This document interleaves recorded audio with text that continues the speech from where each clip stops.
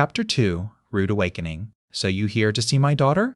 Vault 18 did not have many people that Kieran would call scary, but if there was one group of people that earned his respect and fear, it was the Wasteland Scouts. More specifically, the man that stood before him, Yeti Hale, the most famous of the group.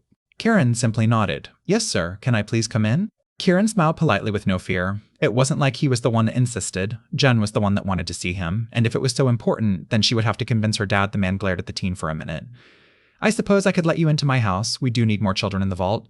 Excuse me, sir, Kieran said dumbly, making the taller man laugh. I am just messing with you, kid. He wrapped an arm around him and pushed Kieran inside the room. Two young kids played around the TV as the mother of the house quietly read a book. From the other side of the room, Jen looked mortified as Kieran waved awkwardly at her dad. Why? Was the only thing she managed to mutter. Her father chuckled softly.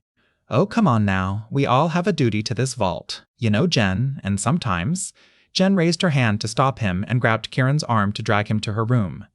Oh, Dad, that's enough. Privacy mode engaged. I just want to talk to him about some things. Kieran swore he saw Yeti snicker as his wife tried to hide her giggles. Now in her room, Jen let out a sigh and looked at him apologetically. Sorry, don't worry. We don't have to make babies if you don't want to, she said with a small smirk. I wouldn't mind that honestly. Kieran grinned, but his face changed a bit as he narrowed his eyes at Jen. Is everything okay, Jen? Look, if it's those assholes again, I can beat them up, no problem. Jen smiled sadly. No, they have left me alone. I guess they got bored after I kind of just hid away. Seems like I am just good at that. Kieran, have you ever noticed how Bragg used those bullies for his team? They are in his team, and it even has to do with what I want to talk to you about. Jen leaned towards his ear. Bragg has a list. I heard him and his sister speaking about it. I was on the B team, but my family, he said they were on the bottom of the barrel. I am worried Kieran and you are. His favorite right now, so I was hoping...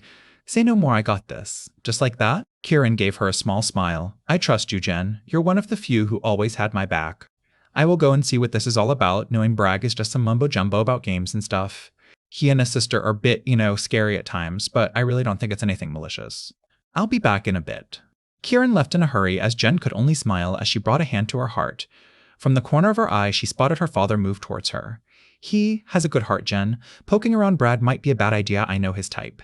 Dad, I told you to not listen in. Yeti did not even try to look apologetically about the fact. Look, when your boyfriend comes back, I want to talk to him. I got a bad feeling about this entire thing. The election, the game, everything. Yeti said as he closed his eyes and tried to think of better times, when it was just him and his friends helping the vault and trying to find something of worth on the old world. Kieran darted from the lower apartments towards the main area. From the corner of his eye, he spotted how most people seemed to be moving back towards their rooms, the celebrations dying down and most of the guards preparing themselves for the night shift. Man, I hope I get the early shift, Kieran muttered to himself as he spotted his target, seated 9 by himself in a corner with Nuka-Cola as his drink of choice, giving him a quick glance. Bragg raised an eyebrow at him. Shouldn't you be in bed, Star Player? Said Star Player gave him a nod.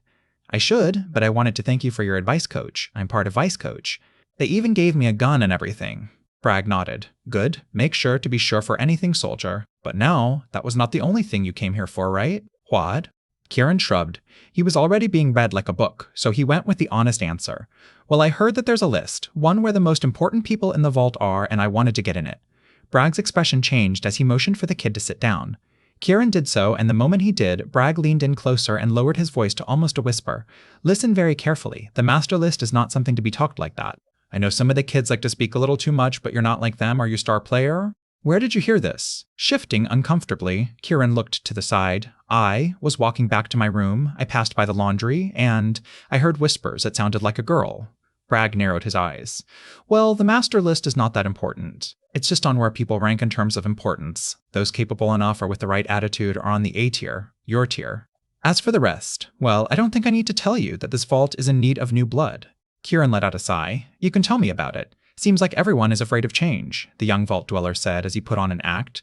Sure, he might feel like the people in the vault threatened his family and him like shit, but it was still his home and he wouldn't do anything against it. But his comment made Bragg relax, so he relaxed as he passed the small test that the coach put him through. Tell me about it, kid. That's why I'm running for overseer. We can't let this bastards drag this great vault into nothing. It would be a big disservice for those that died so that they could all live their cozy lives.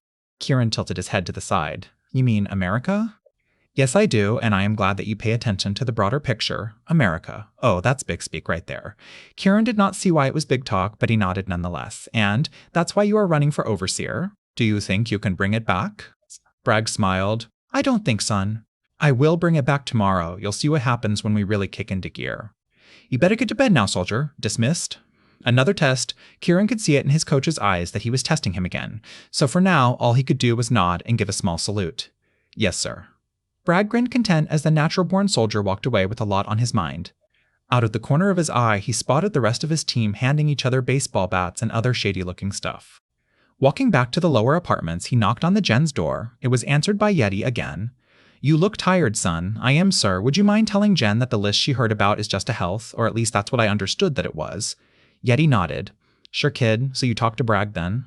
I did, and I don't know what to think honestly. If you don't mind, sir, I think I am going to bed. See you around. Kieran marked the last thing on his list as complete and headed to his room. The cold corridors of the lower apartments made him shudder as something in the air made him feel uneasy, as if something was watching him from the cameras.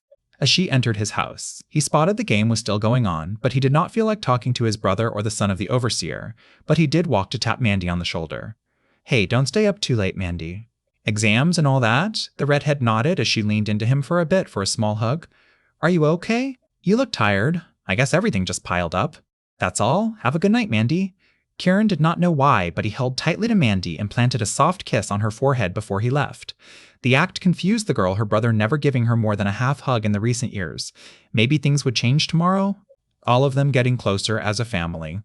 As the vault fell into silence and darkness consumed most of the large structure, most of the vault dwellers did not realize that some doors remained unlocked. Vault security did not question why most of the old guard was granted the day shift, and as the machine finished counting the votes, the fate of the Vault 18 was written into the canvas of history. Now you boys play this one real close to the vest. The overseer won't know what hit him if we do this right, a cold voice said as the grunt reloaded their weapons and finished putting on their new uniforms, proudly displaying the Enclave symbol on their backs. Colonel Bragg grinned as the new soldiers displayed their uniforms to his side. Lieutenant Chevy looked down at her pit boy. The president has just sent the word. We need to secure this vault now. Seems like the stars aligned for this. Bragg frowned. That Henry really has a sense of timing, but it doesn't matter. We have all the charges set up to kill most of our enemies before they even know it. I expect little resistance. Tell Mason to pull the trigger. Chevy raised an eyebrow at him. Oh? You're not going to warn some of the potential recruits? Not even him? If he really is worthy of servant the United States, then he will survive and then come to us. The Enclave has no need for weaklings. Chevy nodded as she sent the word to detonate the generators, and with it wipe out most of the lower apartments. A simple push of a button was all it took for the inside of the vault to be consumed with flames and melted steel. Those that died instantly were the lucky ones. Those that survived the explosion screamed in agony as fire burned them to the bone. Few managed to crawl away from the flames as Vault 18 descended into madness. The pipes shattered as water from all over helped to stop the inferno. Soft drops of water awoke a burnt body along the rubble. The figure groaned in pain as it began to slowly crawl out of the destroyed rubble that was once his home. Its skin was red and black, the bone completely visible in some areas of the body. The body struggled to make noise as his throat was full of blood and bile coughing it slowly. The skin began to heal, and the body itself was repaired. Kieran was not conscious, his body going on autopilot as it healed its user from what would have been to a normal creature assured death. As his breathing stabilized and his brain began to regain its power, Kieran gasped as he finally awoke from Gist's nightmare.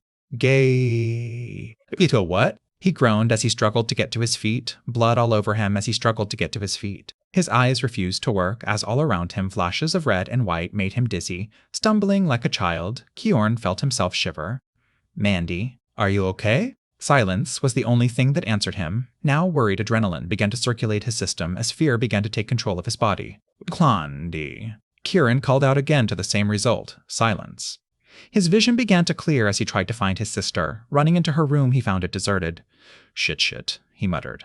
As she remembered that they were playing the stupid game in the living room, so bolting from that room to the next, Kieran forced the door open and felt his hand bleed as the metal sank deep into his skin, subduing the need to scream from the pain he felt in hands. The young vault dweller struggled to see between all the smoke and debris, but he did spot a ruined guitar near what he assumed was a sofa, and dread began to set in as he walked slowly towards the destroyed musical instrument. Mandy? He called out softly as he moved the sofa to the side. Mandy was a mess of blood and guts. Half of her face was missing, peeled away by the explosion. Her body was torn, and her organs spilled on the floor. Kieran felt his world shatter as he held the corpse of his sister. No, this can't be happening. Kieran cried as he felt tears begin to fall down his face. Tika Ford. Dodd Kia, soft murmurs from behind him, made Kieran turn his head as he spotted his brother reach out to him. But Kieran could not tear himself away from his sister. Maybe there was something he could do to save her still. The silence lasted seconds as his brain denied the answer before his eyes. Please, Hia. The roof fell on Sean as Kieran cursed, trying to dig him out of the rubble. Blood grazed his fingertips as brain matter came into view. Kieran jumped away from the sight as he tried to hold the wave of nausea that hit him. Fuck, Shauna. I'm so sorry. The boy felt crushed as he sobbed into his hands. He had failed as an older brother. Gunshots and screams of pain reached his ears, grabbing the small guitar necklace on what remained of his sister's neck and putting it around his own. His brain shut down and his body went on autopilot, so he did what he always did. He tried to help. Don't make me shoot you, kid. Please don't do this. Slamming the door open, Kieran walked out like a man possessed and looked at the scene, playing a security officer coughed up blood as a shot landed directly on his throat as the last guard made a final stand against the unseen assailants. From the smoke and fire, two figures emerged, the white insignia of the Enclave shining on their chest. So you survived then. Bragg requires you to come with us, Kieran, one of the figures said as he began to recognize them. They were his teammates from the vault game. Kieran heard the guard next to him prepare his weapon, leave him alone. There was a soft click as the two guys raised their weapon to shoot, and Kieran made his choice. He jumped, scaring the guard, and ran towards the two. In his surprise, one of the Enclave soldiers fired accidentally, the bullet sinking deep into Kieran's flesh. Slamming his fist into the jaw of one of the Enclave recruit, Kieran knocked him to the ground and turned to the one that had shot him. Look, man, I am sore. Kieran screamed as he slammed the head of his teammate against the wall, a large spot of blood on the now crimson wall. Grabbing the knife he had dropped, Kieran took a step back. If any of you fuckers get up, I swear I will kill you, traitor. How dare you betray your own country? The first guy he had punched said as he wiped his mouth and grabbed his 10mm pistol and aimed. Kieran reacted and sunk the knife on the guy's forehead, the skull cracking and the blood pouring out like a fountain. He had killed him. Kieran took some steps back and started to breathe heavily. He brought a hand to his mouth as his tears began to fall. He had killed someone. A classmate, someone who he had shared laughs with and victories. Ooh. Bang. Jumping in shock, Kieran looked back as the security guard lowered his gun and grimaced. You forgot about the other one. God, I just shot that kid. Kieran, get over here. Kieran looked to the side as he watched the blood pool beneath the man he had assumed was out cold. Still shaking, he walked over to the guard and was met with a slap to the face. Listen here, kid, we are under attack. These bastards are destroying the vault. Get your shit together. We need to get everything under control. I'm looking for survivors, but I got shot in the leg and I don't think I will be able to move that much. Kid, I need you to check every room here and then head to the upper apartments. We have to regroup and fight back. Kieran numbly nodded as he moved without thinking, his eyes searching for anything as he tried to forget what he did to another human being. Soft sobbing reached his ears as he felt dread come over him as he remembered who this room belonged to. Shit. Kieran ran towards the room and pried the door open, not that there was much left of it anyways. Looking everywhere for the noise, Kieran pushed out rubble and spotted blonde hair. Oh my god, Jen. It was nothing short of a miracle. A large piece of metal protected Jen from most of the rubble, finally freeing her. The girl jumped to his arms. They are dead. I heard them. Please don't go. Please don't leave me, please. Her family was. Kieran looked away as he spotted a lone teddy bear stained with something he did not want to know what it was. Jen, we need to leave. The vault has been attacked and I need to get you somewhere safe. Come on. Jen sobbed as she shook her head. I am not my dad. I can't go. Kieran kneeled next to her and pulled her closer to him. Yes, you can. I won't leave you here, Jen. But what if we are under attack? I don't think I can survive. Kieran smiled. Then I will protect you. Don't worry. I don't want to lose you too. Jen smiled sadly at him as she held his hand. This is not the time to be a sweet talker, big guy. Let's go. I don't want to be here anymore. A soft request that he happily tried to help. Kieran helped her to her feet and noticed how she limped a bit. Many cuts all over her body told him that she was far more hurt than him.